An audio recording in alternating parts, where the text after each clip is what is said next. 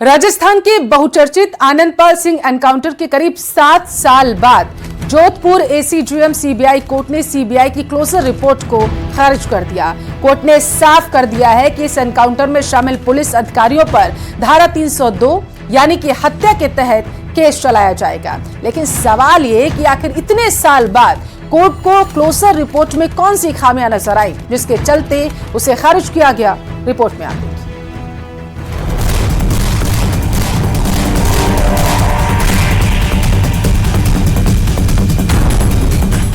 Gangster Anandpal encounter case में police को झटका।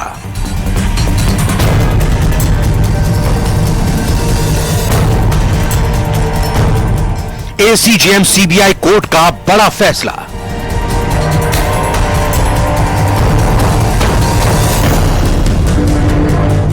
आरोपी पुलिस वालों पर हत्या के तहत केस चलाने का निर्देश।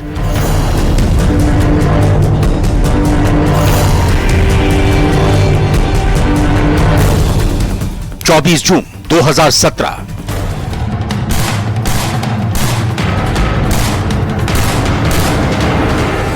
राजस्थान के चूरू में पुलिस की स्पेशल ऑपरेशन ग्रुप ने गैंगस्टर आनंदपाल का एनकाउंटर किया। लंबे वक्त तक गैंगस्टर आनंदपाल का परिवार इंसाफ के लिए कोर्ट के चक्कर लगाता रहा। मामले की सुनवाई तब से जोधपुर की सीबीआई कोर्ट में चल रही थी, लेकिन बुधवार को कोर्ट के फैसले ने गैंगस्टर आनंदपाल के परिवार को जहां बड़ी राहत दी, वहीं पुलिस के लिए कोर्ट का फैसला किसी झटके से कम नहीं है। कोर्ट ने सीबीआई की क्लोजर रिपोर्ट को भी खारिज कर दिया है। इतना ही नहीं, कोर्ट ने रिपोर्ट पर कई सवाल भी खड़े किए। कोर्ट ने एनकाउंटर में शामिल तत्कालीन चूरू एसपी राहुल बारहट, तत्कालीन एडिशनल एसपी विद्या प्रकाश चौधरी, डीएसपी सूर्यवीर सिंह राठौर और आरएसी हेड कांस्टेबल समेत 5 पुलिसकर्मियों पर हत्या का केस चलाने के आदेश दिए हैं। आनंदपाल हत्याकांड में जो विषय है वो सीबीआई कोर्ट के द्वारा ये तय किया गया है और निश्चित रूप से बड़ा ही निष्पक्ष और जो भी न्याय होगा वो सीबीआई कोर्ट के द्वारा होगा और उसको सीबीआई कोर्ट जो भी तय करेगी वो मुकदमा आगे जाकर चलेगा। परिवार एनकाउंटर पर शुरू से ही सवाल खड़े कर रहा था। अब कोर्ट ने भी सीबीआई की कई दलीलों को शक की नजर से देखा है। दलील नंबर 1, तत्कालीन सीओ कुचामन विद्या प्रकाश ने शीशे में देखकर सीढ़ियों से आनंदपाल को गोली मारने की बात कही, लेकिन उनके बुलेट्स के खोखे छत पर मिले। इतना ही नहीं, किसी भी गवाह ने विद्या प्रकाश के सीढ़ियों पर होने की बात नहीं कबूली। दलील नंबर 2, दलील में कहा गया कि गोली लगने के बाद आनंदपाल सीढ़ियों पर सामने की तरफ गिरा। ऐसे में पुलिस की फायरिंग के बाद बुलेट्स के खोखे छत पर कैसे मिले?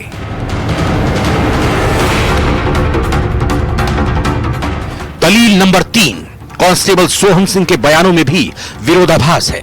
सीबीआई जांच में सोहन सिंह ने कहा था कि उसने आनंदपाल के बर्स्ट फायर के जवाब में उस पर फायरिंग की थी, लेकिन बाद में उसने अपना बयान बदलते हुए कहा कि आनंदपाल की गोली दीवार से टकराकर उसकी पीठ पर लगी थी।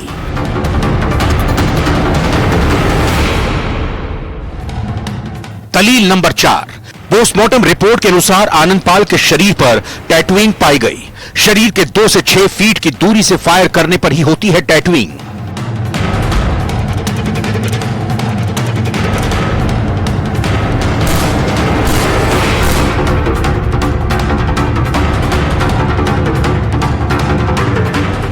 कोर्ट ने आनंदपाल के एनकाउंटर को पूरी तरह गलत ठहराया है और आरोपी तत्कालीन पुलिसकर्मियों पर हत्या का केस चलाने के निर्देश दिए हैं। लेकिन सीबीआई की जिन दलीलों पर कोर्ट ने सवाल खड़े किए हैं वो वाकई अहम है।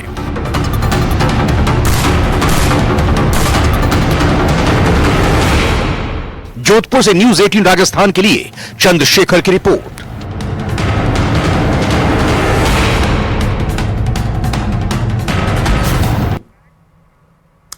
अजमेर के एक युवक ने अमेरिका में रहने वाली एक विदेशी महिला से दोस्ती की और उसे भारत बुला लिया। यहां उसने मंदिर में उससे नकली शादी की। तकरीबन 19 दिन तक उसका रेप किया। जब विदेशी महिला उसके घर पहुंची तो पता चला कि युवक पहले से ही शादीशुदा था और उसके बच्चे भी हैं। रिपोर्ट में आप मामला समझिए।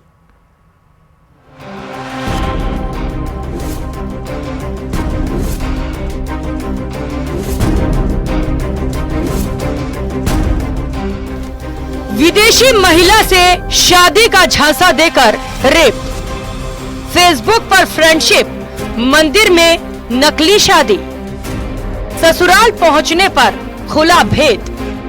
अमेरिकी महिला के साथ रेप की वारदात का मामला सामने आया है।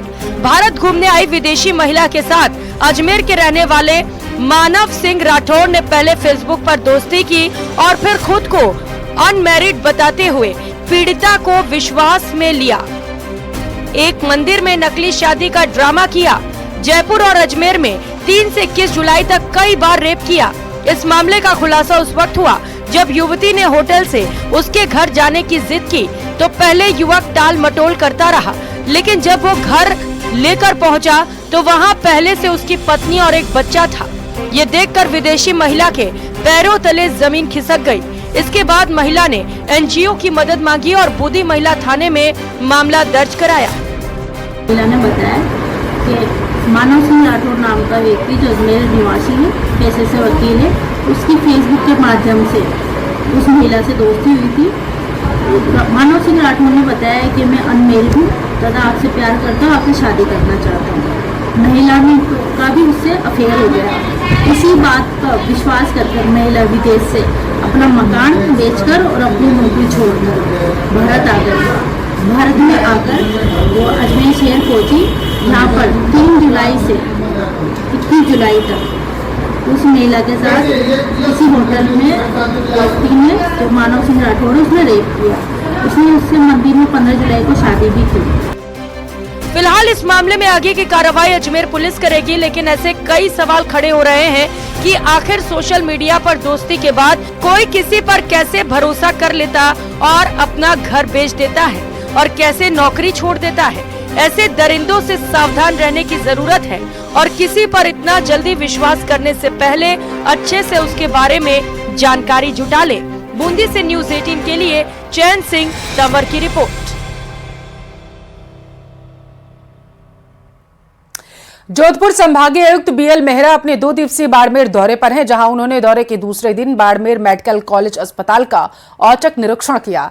इस दौरान अस्पताल में अव्यवस्थाओं का अंबार देखने को मिला, जिस पर संभागीय आयुक्त भड़क उठे और अस्पताल अधीक्षक को जमकर फटकार लगाई है।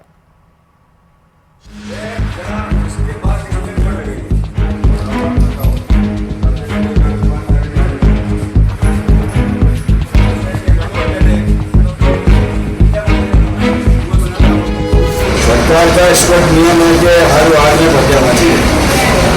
तो तुम्हें शायद ज़्यादा नहीं कहना चाहिए कि तुम्हें इस चीज़ की जानकारी नहीं भर्ती होना चाहिए। वार्ड का मतलब ही पता है। यहाँ इसके बाद इसमें वोट लगेगा ए पॉजिटिव नेगेटिव बी पॉजिटिव तो यह है तो इनकी डिमांड कहाँ है वो इसलिए वोट लगाने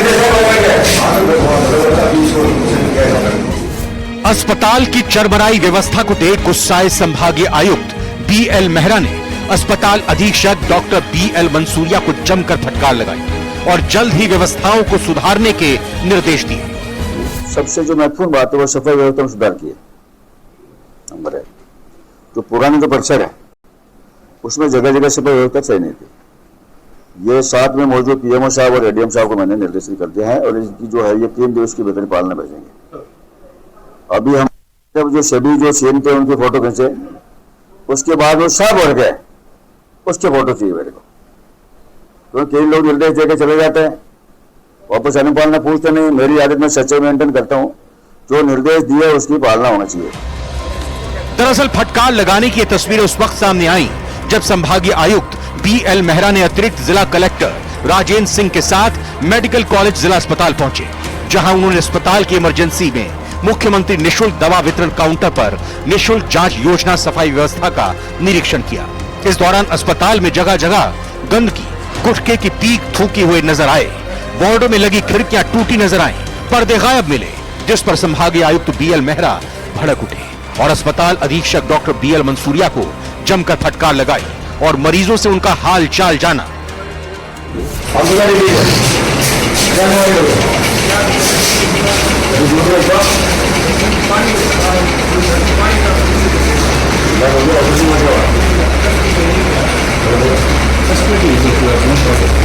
है निरीक्षण के दौरान अस्पताल के बीमार होने की भी तस्वीरें सामने आई हैं। दीवारों पर सीलन है, खिड़कियां टूटी हैं, पर्दे गायब हैं, डॉक्टर छुट्टी पर हैं, तो एक मरीज पिछले 15 दिनों से ऑपरेशन के इंतजार में है। और जब इस बात को लेकर बीएल मेहरा ने पूछा तो अस्पताल अधीक्षक गोलमोल जवाब देते नजर आए और फिर फटकार लगाते हुए कहा कि आपको डॉक्टर की झूठी वकालत नहीं करनी चाहिए। फिलहाल निरीक्षण के दौरान अस्पताल की खामियां तो सामने आई ही, लेकिन सवाल यह है कि आखिर कब स्वास्थ्य सुविधाएं बेहतर हो पाएंगी और आम जन को समय पर बेहतर इलाज मिल पाएगा। बाड़मेर से न्यूज़ 18 के लिए प्रेमदान की रिपोर्ट।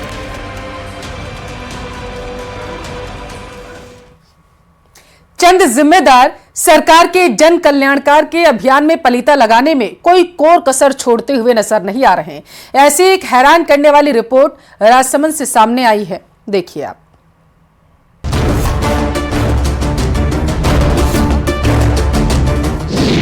नाली निर्माण में भ्रष्टाचार अपार, 6 महीने बाद ही दावे हुए तार तार, विधायक की लताड़ के बाद भी नहीं जगे जिम्मेदार, जीर्णोद्धार बना कमाई का अवसर।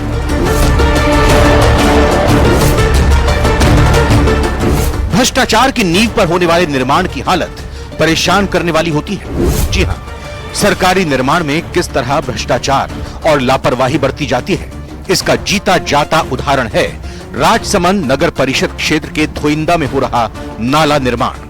करीब 80 लाख रुपए की लागत से बना नाला निर्माण के 6 महीने बाद ही आसपास के क्षेत्र के लिए परेशानी का सबब बनने लगा है। आप खुद देखिए किस तरह नाले का गंदा पानी चारों ओर फैल रहा है। भ्रष्टाचार और घटिया निर्माण की शिकायत पर विधायक दीप्ति माहेश्वरी की फटकार के बाद भी संबंधित अधिकारी अपनी हरकत से बाज नहीं आ रहे, इसीलिए जीर्णोद्धार में भी खानापूर्ति की जा रही है। सब टेंडर किसी मांगीलाल जी टांक को दिया है। जो हमारे जो धोइंदा स्कूल की जो कमेटी की जो बैठक हुई थी उसमें मांगीलाल जी ने रिकॉर्डेड कहा है कि इस नाले का पानी, ग्राउंड का पानी भी नाले में जाएगा और नाले का लेवल भी सही होगा और जो नाले में सामग्री इस्तेमाल की जाएगी गुणवत्ता युक्त होगी। लेकिन उन्होंने जो सारी बातें कही वो बिल्कुल ही झूठी थी।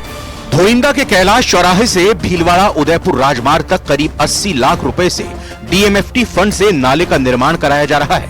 हायर सेकेंडरी स्कूल धोइंदा परिसर के अंदर से नाले का निर्माण कराया गया है। उस समय तर्क दिया गया था कि स्कूल की नई इमारत में पानी रिसाव की समस्या खत्म हो जाएगी, लेकिन इससे उलट नाले का पानी ही स्कूल के खेल मैदान में भर गया, जिससे वहां बड़ी बड़ी घास उगाई और बच्चों के मैदानी खेल बंद हो गए। नाले के आसपास स्थित मकानों में नाले का गंदा पानी आने से मकानों में सीलन और पानी रिसाव की समस्या खड़ी हो गई है। ग्रामीणों का आरोप है कि घटिया सामग्री की वजह से कई जगह नाले की दीवार ही टेढ़ी हो चुकी है, जो कभी भी गिर सकती है। खुद कांग्रेस सरकार के पार्षद रहते हुए उन्होंने फायदा उठाया है और नाले में जितनी भी सामग्री इस्तेमाल की गई, घटिया इस्तेमाल की, एमएलए मैडम ने जब से उनको फटकार लगाई है अधिकारियों को, तो उसके बाद में ठेकेदार द्वारा लीपापोती का कार्यक्रम अभी चल रहा है।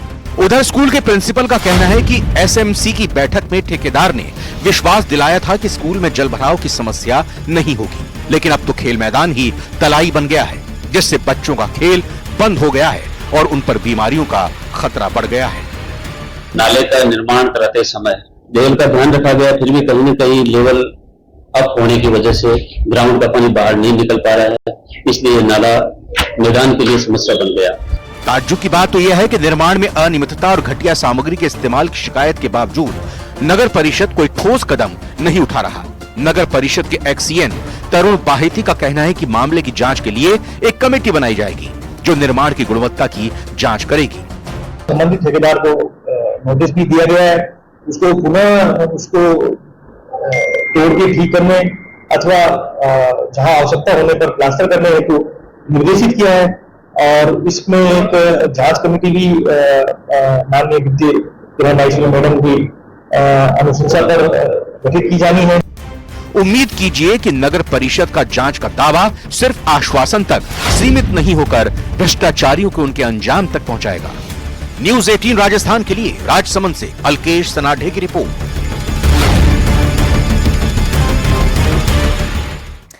राजस्थान विधानसभा में पेश कैग रिपोर्ट ने प्रदेश की सियासत में हलचल पैदा कर दिया। इस रिपोर्ट में कई विभागों में चौंकाने वाले खुलासे सामने आए। रिपोर्ट के अनुसार गहलोत राज में वित्तीय वर्ष 2022 और 2023 में राजस्थान को केंद्र सरकार से कम वित्तीय सहायता राशि मिली। रिपोर्ट के अनुसार 2022-2023 राजस्थान को जो वित्तीय सहायता मिलनी चाहिए थी उससे तकरीबन 6,500 करोड़ रुपए कम मिले हैं।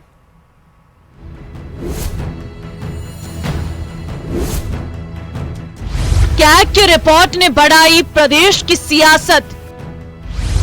रिपोर्ट में कई चौंकाने वाले खुलासे, कई विभागों में धांधली की बात आई सामने।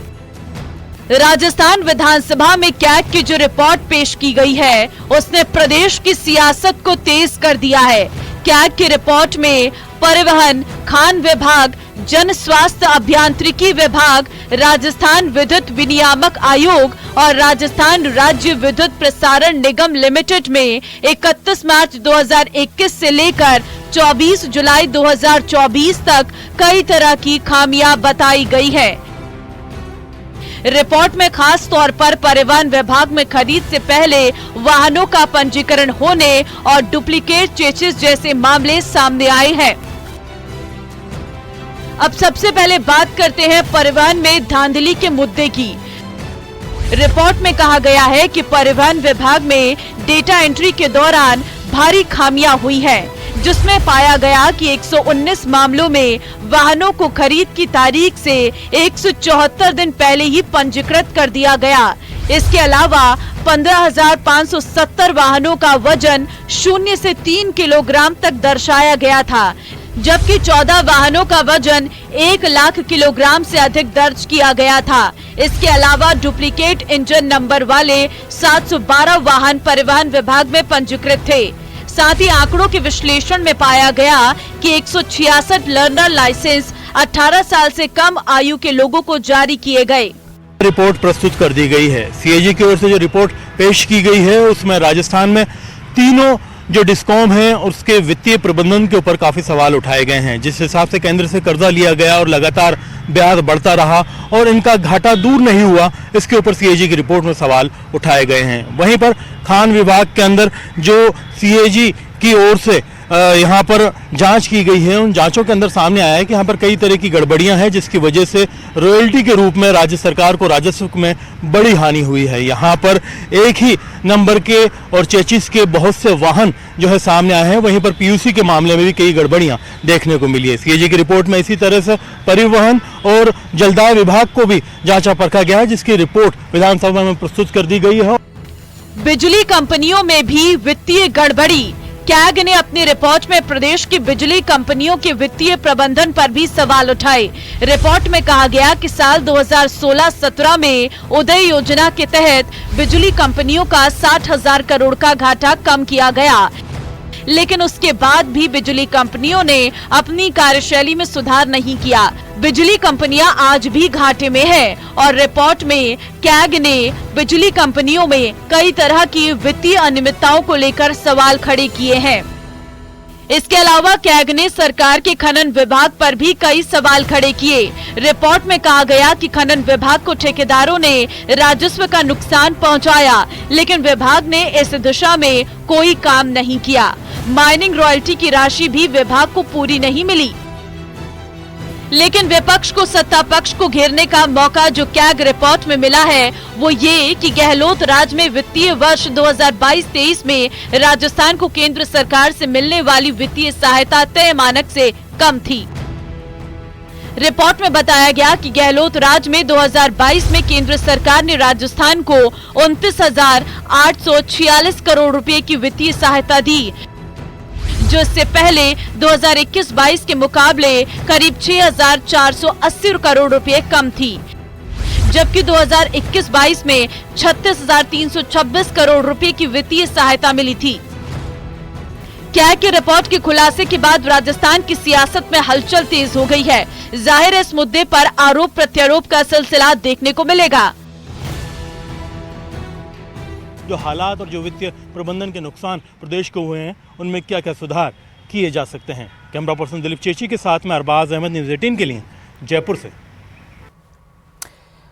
जयपुर का रुख करेंगे, जहां पर पुलिस ने बदमाशों की परेड कराई है। बताया जा रहा है कि वसूली के लिए तोड़फोड़ की गई थी ठेके पर। 3 बदमाश गिरफ्तार किए गए। भट्टा बस्ती थाना पुलिस ने अकरम, राकेश और तनवीर सिंह को दबोच लिया है। शराब की दुकान में तोड़फोड़ कर 60,000 लूट कर ये आरोपी फरार हो गए थे। तस्वीरें आपके टेलीविजन स्क्रीन पर, जहां पर लोगों में भय कम हो सके इसके लिए पुलिस ने इन बदमाशों की इलाके में परेड निकाली है। इलाके में खौफ खत्म करने के लिए बदमाशों का ये कार्रवाई जो है पुलिस के द्वारा की गई है। तो बड़ी खबर आपके टेलीविजन स्क्रीन पर जयपुर से पहुंचा रहे हैं। इलाके में लोगों में इन बदमाशों का खौफ कम हो, इसके लिए पहले पुलिसकर्मियों ने इन्हें दबोचा और उसके बाद बाकायदा इनकी परेड निकाली गई। इलाके में इन्हें घुमाया गया।